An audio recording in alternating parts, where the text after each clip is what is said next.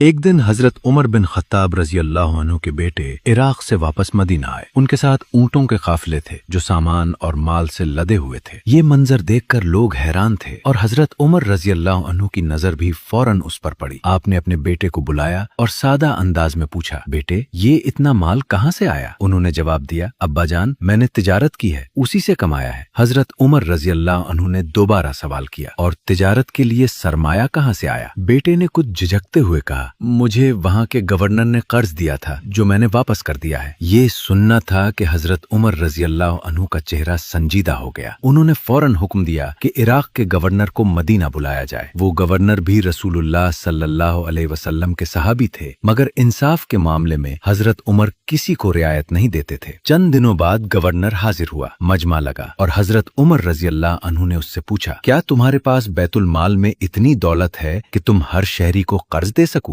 Governor نے سچائی سے جواب دیا، نہیں ایسا نہیں ہے۔ حضرت عمر رضی اللہ عنہ نے فوراً اگلا سوال کیا، پھر تم نے میرے بیٹے کو قرض کیوں دیا؟ گورنر نے سر جھکا کر جواب دیا، کیونکہ وہ آپ کا بیٹا ہے۔ یہ جواب سن کر فضا میں خاموشی چھا گئی۔ حضرت عمر رضی اللہ عنہ کے چہرے پر سختی آ گئی۔ انہوں نے بغیر کسی تاخیر کے فرمایا، تمہیں اس منصب سے معزول کیا جاتا ہے کیونکہ تم امانت کے اہل نہیں رہے۔ یہ الفاظ صرف ایک شخص کے لیے نہیں تھے، یہ ایک اصول تھا کہ امانت میں خیانت برداشت نہیں کی جائے گی، چاہے معاملہ اپنے ہی گھر کا کیوں نہ ہو۔ پھر حضرت عمر رضی اللہ عنہ نے اپنے بیٹے کی طرف دیکھا اور فرمایا، یہ سارا مال بیت المال میں جمع کرا دو، اس میں تمہارا کوئی حق نہیں ہے۔ بیٹا خاموش کھڑا رہا۔ اسے معلوم تھا کہ یہاں باپ نہیں بلکہ ایک عادل خلیفہ فیصلہ کر رہا ہے۔ یہ واقعہ ہمیں ایک بہت بڑا سبق دیتا ہے۔ انصاف وہ نہیں جو اپنے اور غیر میں فرق کرے، بلکہ انصاف وہ ہے جو ہر حال میں برابر ہو۔ حضرت عمر رضی اللہ عنہ نے یہ ثابت کر دیا کہ حکمرانی کا اصل حسن طاقت میں نہیں بلکہ دیانت اور عدل میں ہے۔ جب قانون سب کے لیے ایک ہو جائے تبھی معاشرہ مضبوط بنتا ہے، اور یہی وہ معیار ہے جو تاریخ میں انسانوں کو عظیم بنا دیتا ہے۔